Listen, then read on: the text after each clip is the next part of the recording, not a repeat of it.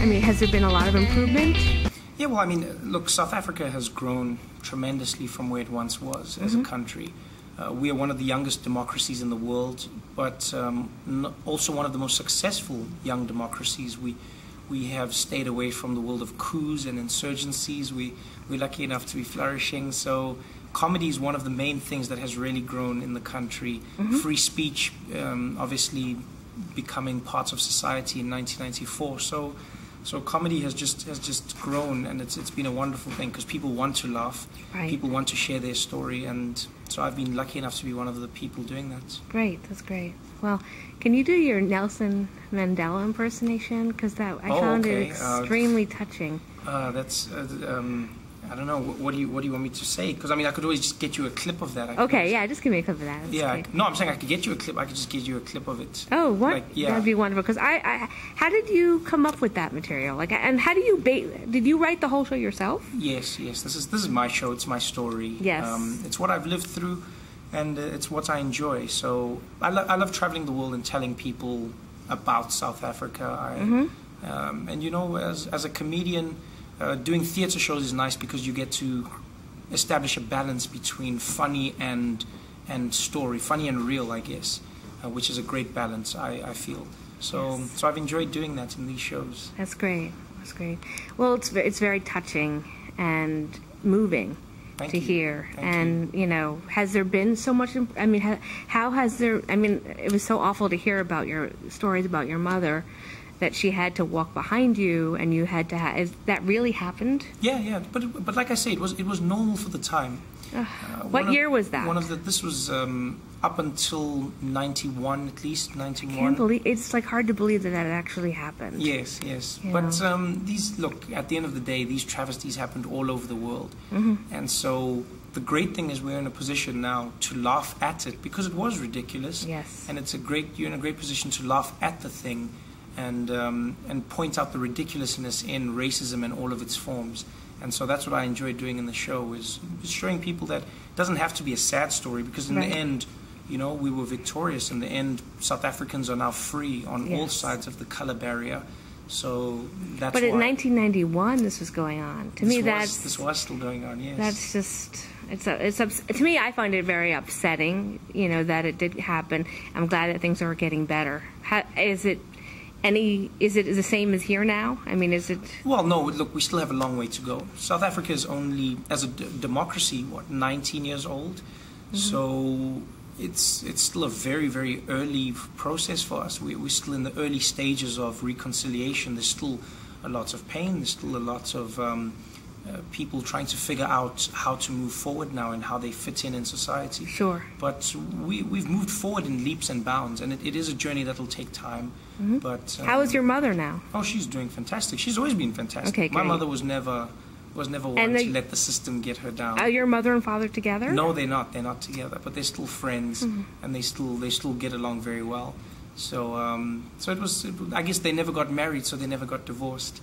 Got it. Because they were never allowed to get married. But then, I mean, if they loved each other, now they could be together, couldn't they? That's true. But I sometimes think that my mom liked the forbidden fruit of it all. But she didn't love him? No, she did, definitely. And I think my parents still love one another. That's good. Do you have any brothers or sisters? But as we know in life, I guess love is not always the determining factor when it comes to a relationship. It's true. There's many things. I have two younger brothers from my mother's second marriage. Oh, okay. And so she was married after. Yes. She was married afterwards. Great. Are they also, you know, mixed? No. I'm the only mixed person in my family. Oh, what is that like? It's weird, but it's fun. It has its perks. You know, my grandmother still treats me like I'm the fragile one in the family, which is good. She always cooks more for me and spoils me more, so I enjoy that. Okay. But other than that, everyone treats you normally in the family. Right. Families are very quick to get over whatever differences you may have, whether it's fame, whether it's a skin color you have, whether it's a disability.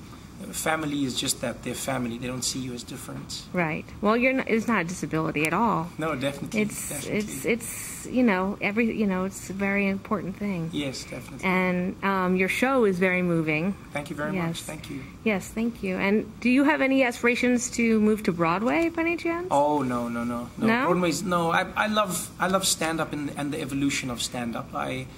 In America, I haven't seen many stand-up comedians moving to theaters, especially smaller theaters, or running extended shows. And I guess I was inspired by comedians in the UK who have made it a normal thing, because comedy is a tool used in all forms of storytelling. Many of the most successful shows on Broadway are comedic, musically comedic, or comedic just in speech.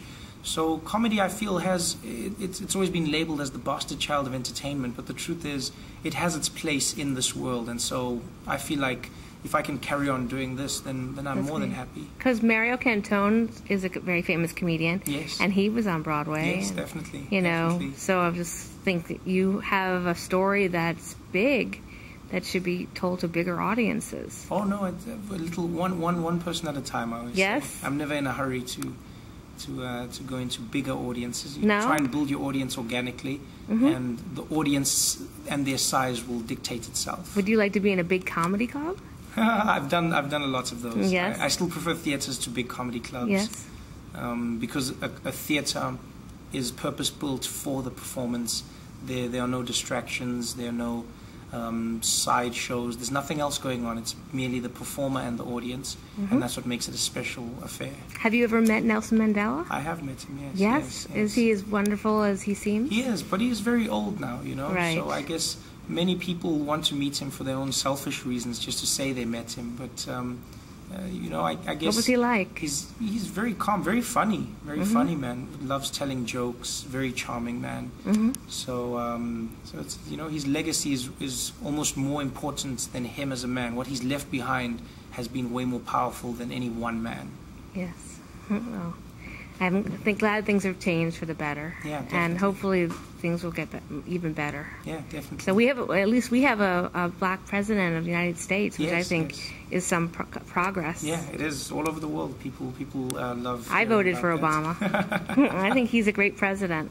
That's fantastic. So yeah. So thank you very much. Thank you very much. And that your Yoda impersonation was adorable.